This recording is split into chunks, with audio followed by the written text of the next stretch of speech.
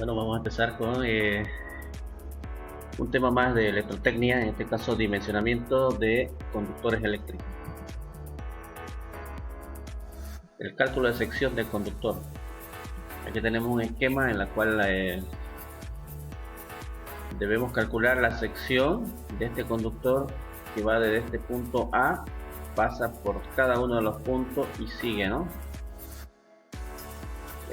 Tenemos un área B, un área C, un área D y un área E, que si lo traducimos a un proyecto eléctrico podemos considerar que el área B representa de repente la cocina, el área C representa un dormitorio, una sala, etcétera, ¿no?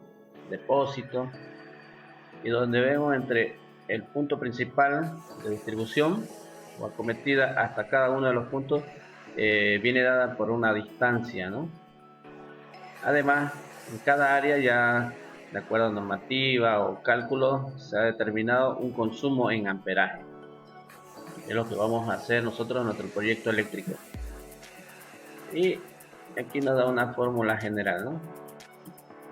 La sección 2 veces la resistividad, en este caso del material, longitud, intensidad y la caída de tensión en porcentaje, la caída de tensión permisible, ¿no? Pero vamos a ir viendo un poquito más de detalle de qué se trata esto. Entonces, el cálculo de sección de conductor. Los conductores en las instalaciones eléctricas deben de cumplir dos reglas o condiciones que serán los que determinarán su sección. Entonces, teóricamente nos están mencionando que para elegir un conductor debemos tomar en cuenta dos factores, ¿no? Dos condiciones o reglas. La primera, que tiene que ver con condiciones térmicas. No sobrepasar la intensidad máxima admisible que puede soportar el conductor. ¿Qué quiere decir eso? Que cada conductor viene fabricado para soportar una cierta cantidad de intensidad de corriente, ¿no? No debemos sobrepasar esa intensidad de corriente para la cual ha sido fabricado ese material, ese conductor. ¿Qué pasaría? Eso nos va a ayudar a evitar, ¿no?, de que el aislante se caliente en exceso y pueda deteriorarse o incluso quemarse, ¿no? Cada una de estas viene dado por una reglamentación internacional. Por ende, cada país tiene o asume una reglamentación, unas normativas. En el caso de nosotros tenemos la NB 777, ¿no? La condición térmica tiene que ver con el efecto Joule. Y si recordamos un poquito qué significa o cuál es el efecto Joule, nos menciona: si en un conductor circula corriente eléctrica, parte de la energía cinética de los electrones se transforma en calor debido a los choques que sufren con los núcleos atómicos y como consecuencia una pérdida de energía cinética y un aumento de la temperatura en el propio alambre, ¿no? Ahí nos está mencionando el efecto Joule, ¿no?, que se produce. Todo conductor que es circulado por corriente nos va a proporcionar un calentamiento gracias a que los electrones van chocando, ¿no? Bueno, y cada material tiene su propio valor de resistividad, ¿no? En este sentido, por ejemplo, antes de pasar al segundo, mencionar, nosotros conocemos el conductor de cable, ¿no? El de cobre, pero existe una infinidad de materiales que nos vamos a topar a lo largo de desarrollar la profesión de electricista, ¿no? Por ejemplo, en las pantallas de gran consumo, de gran potencia, por ejemplo la que están en los estadios, en los coliseos, si ustedes tapan uno de ellos, se van a topar que adentro tienen un conductor que no es precisamente de cobre, es de aislante, ¿no? Perdón, es de es una aleación. Esa aleación está fabricada para soportar gran cantidad de temperatura y que su resistencia no aumente al aumentar la temperatura, ¿no? Porque está siempre sometido al calor de la luz. Vamos a ver la segunda condición, que es justamente de la máxima caída de tensión. También esto está mencionado en las normativas, ¿no? No sobrepasar el valor máximo permitido de caída de tensión entre el inicio de la instalación y el punto más alejado. Esas caídas de tensión se van a dar, siempre se dan, ¿no? Pero la normativa nos establece que no debemos de permitir una cantidad excesiva, ¿no? Y nos da valores que lo vamos a ver luego. Entonces tenemos dos condiciones, ¿no? La condición térmica y la condición de caída de tensión. Cuando no cumplimos nosotros con estas dos condiciones, por supuesto que vamos a elegir un mal conductor, el cual se va a calentar y va a proporcionar una pérdida de potencia en nuestra instalación eléctrica, ¿no?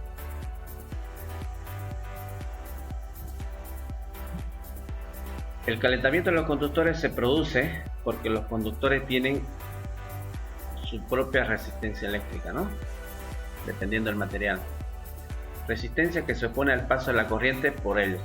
Esta oposición o resistencia produce que parte de la energía eléctrica que transporta los electrones al moverse por un conductor se transforme en calor y por lo tanto en pérdidas, ¿no? Vamos a recordar aquí la transformación de energía. La energía no se pierde. Vamos a suponer un motor. Para que funcione este motor está recibiendo energía eléctrica. Esa energía eléctrica dentro del motor se transforma en otro tipo de energía, en este caso energía mecánica, para la cual ha sido fabricado, y produce también un calentamiento, ¿no? Se calienta el motor por diferentes factores, lo cual esa energía que llegó en forma de energía eléctrica se ha transformado en mecánica y en calorífica, pero la calorífica no nos sirve, ¿no? Esa calorífica ya significa pérdida de potencia en nuestra instalación, ¿no? Y eso hay que considerar también. Estas pérdidas se pueden expresar como una pérdida de potencia, ¿no? Lo que decíamos. Vamos a ver algunos ejemplos, ¿no? Bueno, vamos a ver. La potencia sabemos que es igual a la intensidad por la tensión, ¿no es cierto? Y sabemos también que la ley de Ohm nos menciona que la tensión es igual a la intensidad de corriente por resistencia. Combinando estas dos fórmulas, reemplazando los valores, por ejemplo aquí, en lugar de esta U, voy a colocar lo que vale U. Voy a poner I por R. Lo coloco acá en lugar de U y nos va a salir una fórmula más o menos así. Pérdida de potencia en línea es igual a resistencia en línea por intensidad al cuadrado, ¿no? La intensidad con la que llega acá se hace al cuadrado. Y esta R es la que tenemos acá, ¿no? Y ahí nos dice. Entonces, la intensidad es que circula por la línea. Esto también muy importante. Nosotros al ver un electrodoméstico, un microondas, una heladera, tenemos que considerar, revisar sus valores que tiene, ¿no?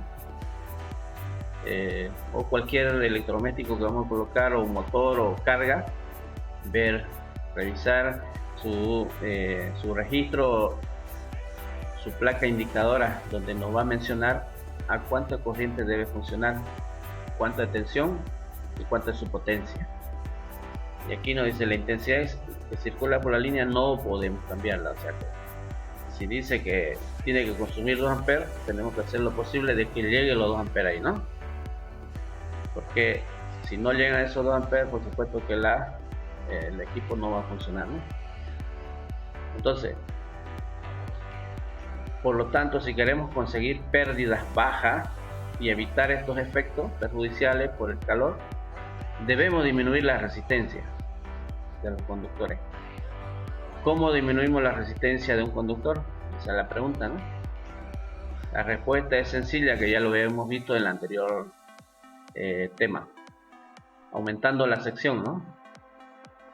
Entonces con eso solucionamos, aumentamos la sección y no es más, la resistencia se pierde, o sea, ya no es pérdida de resistencia, por lo tanto no va a provocar calentamiento en exceso, ¿no?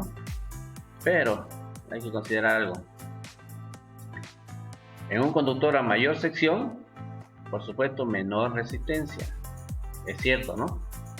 Y a mayor también, si el grosor, colocamos un cable, reemplazamos un cable por uno más grueso, eso nos va a significar costo del cable.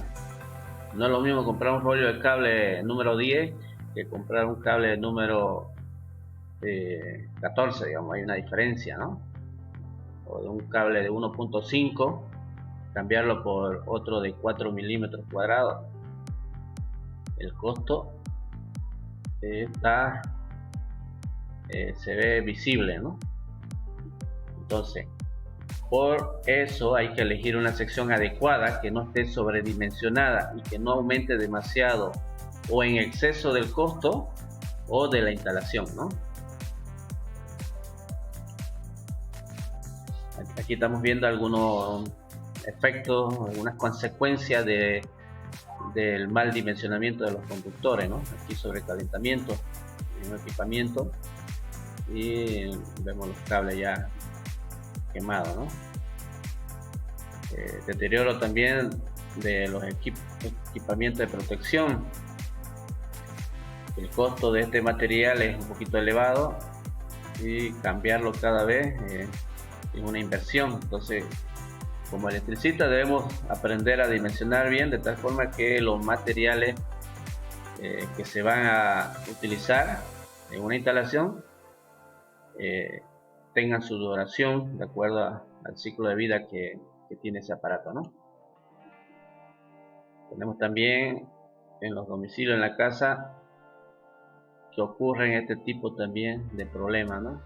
Que se queman los enchufes o tomacorriente y por lo tanto debemos cambiarlo, y al cambiarlo eso significa costo, ¿no? Significa dinero, y eso es lo que hay que ir evitando, ¿no?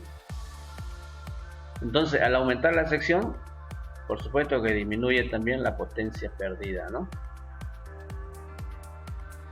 Y por lo tanto el calor en los conductores. Entonces aumentamos la sección, ya no va a haber mucha pérdida de potencia y los conductores no van a estar tan calientes. Vamos a ver un ejemplo de potencia perdida. Calcular la potencia que se pierde en un conductor de cobre. Allá nos dice que es de cobre, ¿no? Está a 100 metros. Tiene que llegar a una carga que está a 100 metros de longitud. Y 1.5 milímetros cuadrados el grosor del cable, ¿no? De sección. Está alimentando un motor eléctrico de 3 kilowatts de potencia a 230 voltios. Un motor monofásico que consume 3000 watts. Quitan los datos: longitud 100 metros, sección 1.5 milímetros cuadrados. La potencia 3 kilowatts, que equivale a 3000 watts. La tensión 230, 220, ¿no? Dependiendo de monofásico. Y como lo mencionaba en el enunciado, que es un conductor de cobre. La resistividad del cobre es 0,0175, ¿no? Ya tenemos los datos. El primer paso es calcular la intensidad. Tenemos la fórmula de la potencia igual a intensidad sobre tensión, ¿no? También podríamos hacerlo con la ley de Ohm, pero la ley de Ohm dice intensidad igual a tensión sobre resistencia. No tenemos el valor de resistencia, pero sí tenemos el valor aquí de potencia, que son 3000 watts, y tenemos el valor de tensión. Vamos a despejar la I. Despejando la I nos va a quedar I igual a potencia sobre tensión. La potencia 3000 watts, tensión 220 voltios, ¿no? O 230. Haciendo el cálculo vamos a obtener 13 amperios. Ya hasta ahí encontramos la intensidad de corriente que está circulando por ese conductor, 13 amperios, ¿no? Vamos a calcular la resistencia. que ofrece el conductor. La resistencia igual a la resistividad del conductor, la longitud donde está colocado y una sección. Haciendo la operación por 100 metros dividido 1.5 milímetros cuadrados, vamos a tener una resistencia de 1.19. Hasta ahí ya hemos encontrado la intensidad 13 amperios y la resistencia 1.19. Fíjense aquí, ya tenemos la intensidad y ya tenemos la tensión. Con eso ya podemos calcular la potencia, pero la potencia perdida, ¿no? La potencia perdida en línea va a ser igual a la resistencia de la línea por la intensidad al cuadrado. 1.19 ohmios por I al cuadrado, 13 elevado al cuadrado, ¿no? 1.19 por 1.69 nos va a dar 201 watts. Fíjense que aquí con un conductor, si volvemos al enunciado, un conductor de 1.5 milímetros cuadrados con todos esos valores se está perdiendo 201 watts en todo el camino. Esos 201 watts se está yendo en calor, ¿no? Entonces nosotros, ¿cómo podemos evitar eso? Debemos aumentar la sección. Aquí, esa tarea para ustedes, ahí hagan este ejercicio con los mismos datos, pero aquí cámbienle. Ya no le pongamos 1.5, pongámosle 2.5, luego le ponemos 4 milímetros y vamos viendo la diferencia de pérdida. Si hacemos el ejercicio con 2.5, hacen el mismo procedimiento para ver cuánto es la pérdida. Lo mismo si hacemos con 4 milímetros, el mismo proceso y ver cuánto es la pérdida, ¿no? La idea es que ustedes, mientras más grueso es el cable conductor, esta potencia va a ir reduciendo, ¿no? Esa es la idea como electricista, nosotros, ¿no? De reducir toda pérdida. Queda claro que al aumentar de sección disminuye la potencia perdida y por lo tanto el calor en la conductora, ¿no? Ese ejercicio van a hacer ustedes para comprobarlo matemáticamente, ¿no? Ahora, con todos esos datos, con esas instrucciones que nos da la teoría, nos vamos a meter a la normativa. La normativa, en este caso la normativa NB 777, la normativa boliviana de IGNORCA, avalado por la Sociedad de Ingenieros.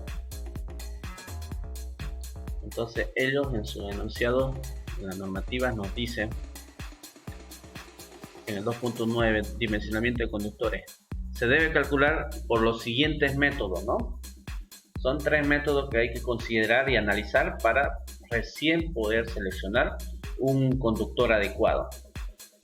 No quiere decir que yo voy a hacer este y con eso ya. Tampoco voy a hacer este y no es más. Hay que analizar por los 3 y luego de los 3 recién podemos elegir un conductor. O sea que hay que hacerlo los 3 métodos. El conductor elegido para cada circuito será el que da mayor valor de los cálculos, ¿no? De aquí vamos a sacar un valor, de aquí vamos a sacar otro valor y aquí vamos a sacar otro valor. El que nos dé el mayor valor, ese es el que vamos a elegir. Ya, vamos a verlo más adelante.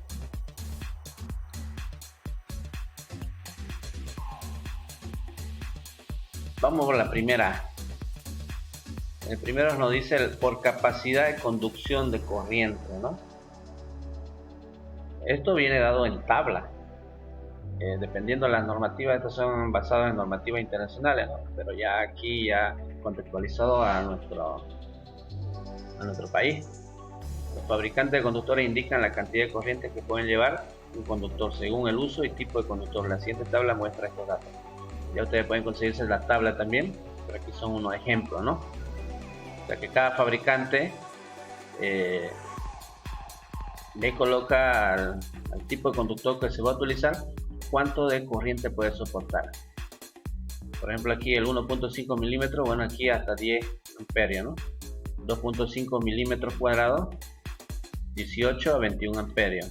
4 milímetros cuadrados de 25 a 28, y así sucesivamente. Cada uno de los conductores nos va a mencionar cuánto de corriente puede soportar. 35 milímetros, por ejemplo, 96 amperios hasta 109 amperios, ¿no? Este conductor, tanto el 35-25, se utiliza para aterramiento, ¿no? Entonces, la primera condición es ver la tabla y poder seleccionar. Veamos aquí. Aquí nos da un enunciado. Si yo quiero colocar un conductor para una ducha eléctrica en mi casa,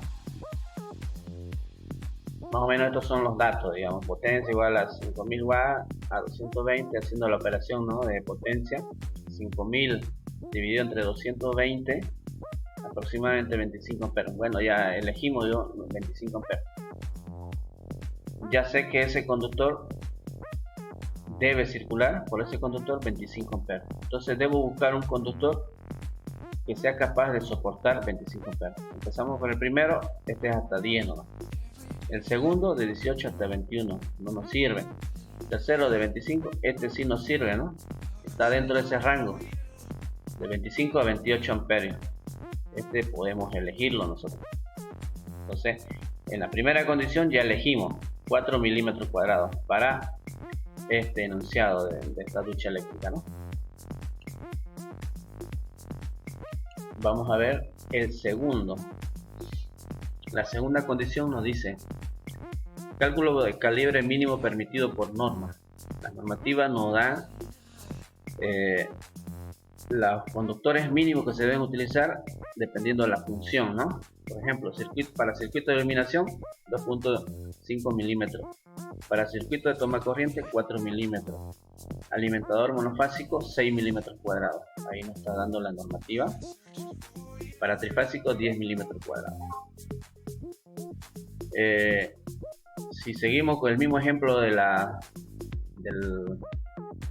ducha eléctrica, la ducha eléctrica nos consume aproximadamente 5000 watts. El de iluminación no, porque el de iluminación el conductor es limitado, no es pequeño. De toma corriente 4 milímetros puede ser, pero para estar más seguro colocamos el que nos dice alimentador monofásico, porque tiene que venir, la instalación de una ducha eléctrica tiene que venir del medidor principal, en este caso del tablero principal, ¿no? Entonces se convierte en un alimentador. Entonces hasta aquí en este segundo vamos a elegir 6 milímetros cuadrados. Con la condición primera elegimos 4 milímetros, con la condición segunda elegimos 6 milímetros cuadrados. Con la condición tercera vamos a verlo. La condición tercera, aquí en este caso era C, nos dice por caída de voltaje. Aquí nos está mencionando, ¿no? Hay que considerar la caída de tensión que va a ser permitido, ¿no? En circuito de iluminación se permite una caída de tensión de 3 voltios, no de 3 voltios, 3%. En los circuitos de toma corriente se considera 3%, y los alimentadores monofásico trifásico se debe considerar caída de tensión de 2%. La sección del conductor por caída de voltaje se determina. Entonces, ¿cómo vamos a determinar esa caída de tensión? Para el sistema monofásico, que es el que nos vamos a encargar nosotros, que es la misma, fíjense, esta fórmula es la misma. A área o sección, que viene a ser lo mismo, va a ser igual a 2 veces la longitud por la intensidad, por la resistividad del material, de cobre en este caso, y por la caída de tensión, ¿no? Permitido. Esto lo podemos resumir aquí: 2 veces la resistividad del material, longitud por la intensidad, y la caída de tensión, ¿no? Ya calculado aquí la caída de tensión, cuánto es ese porcentaje. Y hacemos un ejemplo. Vamos a hacer un ejemplo de cómo podemos calcular esta caída de tensión. Caída de tensión 220 voltios vamos a utilizar cualquiera de estas dos que tienen el mismo valor. 220 voltios por 3% dividido entre 100% nos va a dar 6.6 voltios. Entonces, esta caída de tensión, si consideramos 3%, va a ser igual a 6.6 voltios, ¿no? Entonces, las tres condiciones debemos cumplir para poder elegir el conductor adecuado. Hay que tomarlo en cuenta esos tres elementos, ¿no? Esas tres condiciones que nos brinda la normativa boliviana. ¿Ya? En el siguiente tema vamos a hacer ejercicio práctico aplicando estas tres condiciones. Ustedes ya tienen ahí, se lo he subido en el tema, le he subido todos los ejercicios que vamos a hacer. Ustedes busquen en el texto de cálculo, busquen cálculo de líneas o cálculo de sección de conductor. Ahí hay varios ejercicios para ir resolviendo. De todas formas, en la siguiente clase vamos a hacer un ejercicio práctico para que ustedes se guíen y puedan desarrollar los siguientes ejercicios, ¿no? Con eso terminamos la clase de hoy, ¿no?